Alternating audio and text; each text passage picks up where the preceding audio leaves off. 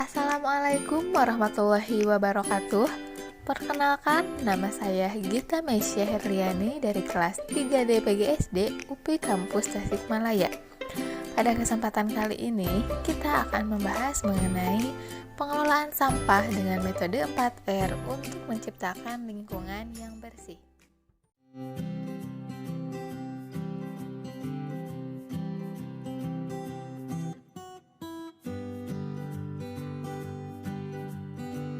Yang pertama, ada sampah.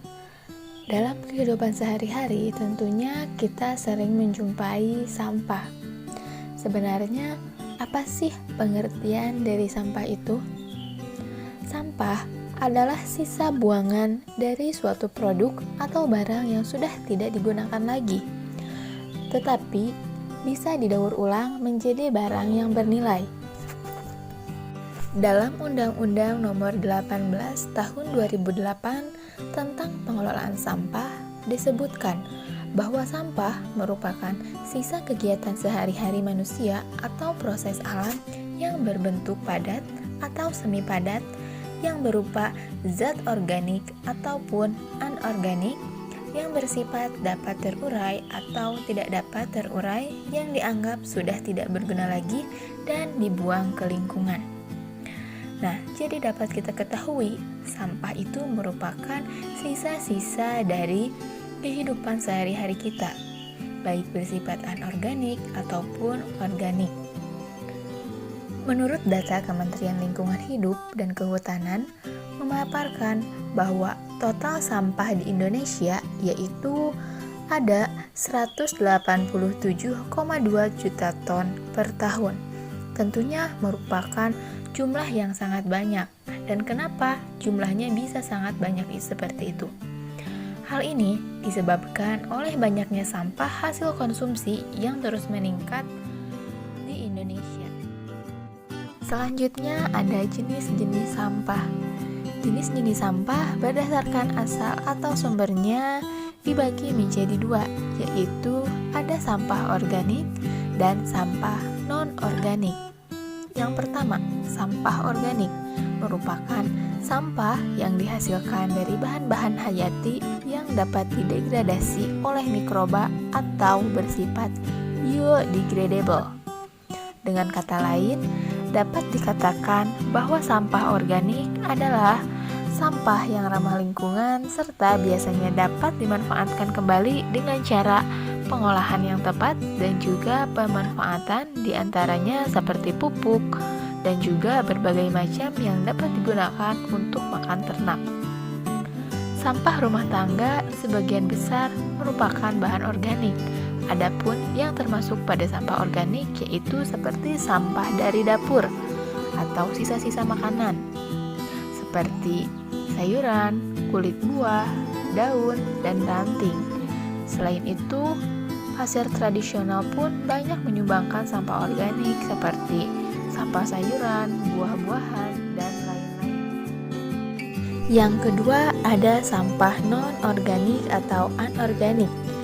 Nah, sampah anorganik ini merupakan sampah yang dihasilkan dari bahan-bahan non-hayati baik berupa produk sintetik maupun hasil proses teknologi pengolahan bahan tambang. Sampah anorganik dibedakan menjadi sampah logam dan produk-produk pengolahannya, seperti sampah plastik, sampah kertas, sampah kaca, dan keramik, juga sampah deterjen. Sebagian besar sampah anorganik tidak dapat diurai oleh alam atau mikroorganisme. Secara keseluruhan dapat dikatakan unbiodegradable. Sementara sebagian lainnya dapat diuraikan dalam waktu yang lama. Sampah jenis ini pada tingkat rumah tangga seperti botol plastik, botol gelas, tas plastik, dan kain. Selanjutnya, di sini akan ditampilkan beberapa jenis sampah dan nama proses penguraiannya. Yang pertama, ada sampah plastik, baik itu bungkus snack, deterjen, ataupun sampah plastik lainnya yang baru bisa terurai selama 10-1000 tahun lamanya. Yang kedua, ada botol minuman yang dapat terurai dalam waktu 70-450 tahun. Yang ketiga, kain.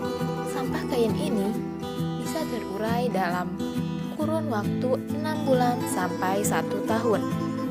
Yang keempat, ada filter rokok dan permen karet yang dapat terurai selama 5 tahun. Yang selanjutnya ada logam. Sampah logam baru bisa terurai dalam waktu 100 tahun atau bahkan bisa lebih.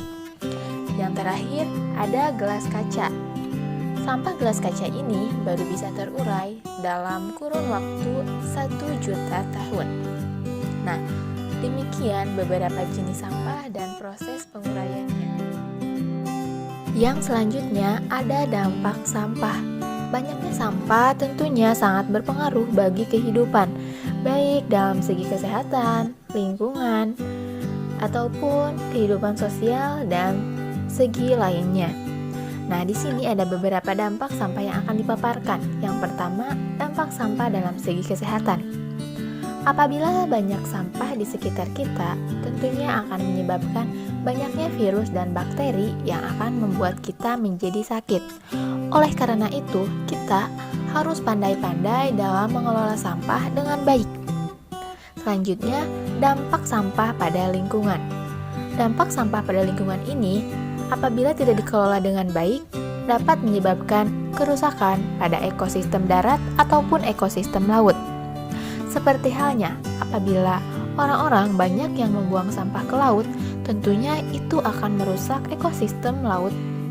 Dan apabila sampah dibuang di lingkungan daratan secara berserakan, tidak teratur, maka itu pun akan merusak ekosistem darat, yang nantinya tentunya akan berpengaruh pada bidang pariwisata, di mana pengunjung tidak akan lagi tertarik dengan keadaan ekosistem suatu lingkungan yang kumuh ataupun rusak karena tercemari oleh sampah. Yang selanjutnya ada dampak sampah terhadap lingkungan sosial. Apabila sampah banyak kita jumpai di sekitar jalanan umum secara berserakan, tidak rapi, tidak teratur, tentunya kita tidak akan merasa nyaman berada di tempat seperti itu. Melewatinya bahkan kita akan menutup hidung. Nah, sehingga orang-orang tidak merasa nyaman ketika melihat atau di sekitar mereka berada sampah. Maka dengan begitu, kita harus pandai dalam mengelola sampah dengan baik agar terciptanya lingkungan yang bersih dan nyaman. Sebelumnya telah dijelaskan dampak dari sampah yang tidak dikelola dengan baik. Maka dengan begitu, kita harus melakukan beberapa hal untuk mengelola sampah dengan baik. Untuk menjaga keseimbangan lingkungan, kita dapat mengelola sampah dengan metode 4R, yaitu replace atau mengganti, reduce atau mengurangi, reuse atau memakai kembali, dan recycle atau mendaur ulang sampah itu sendiri. Metode 4R yang pertama yaitu replace. Nah, replace merupakan mengganti. Mengganti maksudnya di sini itu usahakan kita mengganti barang-barang yang tidak ramah lingkungan dengan menggunakan barang-barang yang ramah lingkungan yang dapat digunakan lebih dari satu kali. Nah, untuk melakukan replace ini kita dapat melakukan beberapa cara seperti mengganti kantong kresek dengan tas belanja pribadi atau tas belanja kain yang tentunya dapat digunakan berulang-ulang kali. Yang kedua, hindari penggunaan styrofoam. Yang ketiga, kita dapat mengganti sedotan plastik dengan sedotan yang berbahan aluminium. Metode 4R yang kedua yaitu reduce atau mengurangi. Pada langkah ini mengajak kita untuk mengurangi penggunaan produk yang nantinya akan menjadi sampah. Agar tidak banyak menghasilkan sampah, kita bisa meminimalisir penggunaan benda-benda sekali pakai yang bisa menjadi sampah, terutama produk yang membutuhkan waktu sangat lama agar bisa terurai. Misalnya, produk berbahan plastik. Maka dengan begitu, mulailah untuk mengurangi produksi sampah yang dihasilkan oleh diri sendiri. Nah, untuk mengurangi sampah, kita dapat melakukan dengan beberapa cara, yaitu membawa tas belanja sendiri untuk mengurangi sampah kantong plastik. Yang kedua, membawa botol minuman daripada membeli minuman dalam kemasan yang nantinya kemasan dari minuman tersebut akan menjadi sampah dan membutuhkan waktu yang sangat lama untuk penguraiannya. Yang ketiga, apabila membeli makanan, ada sebaiknya membawa kotak makanan sendiri untuk mengurangi penggunaan kemasan makanan.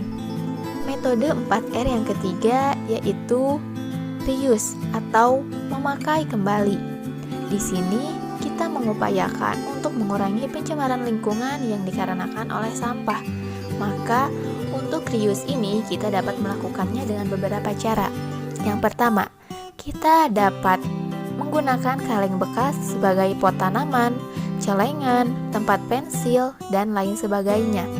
Agar lebih indah, kaleng tersebut bisa dicat dan dihias sesuai dengan kreativitas kita. Yang selanjutnya ada kaleng cat besar. Nah, kaleng cat besar di sini dapat dimanfaatkan atau digunakan sebagai penampung air di kamar mandi. Yang selanjutnya, kita dapat melakukan dengan menggunakan kembali baju-baju atau kain yang tidak terpakai sebagai lap atau keset. Nah, tidak hanya itu, dengan kreativitas kita juga bisa membuat selimut, serbet, taplak meja, tas, atau dompet dari kain-kain bekas. Yang selanjutnya, kita juga dapat menggunakan botol plastik bekas sebagai wadah deterjen atau tempat deterjen. Metode 4R yang terakhir yaitu ada recycle atau daur ulang.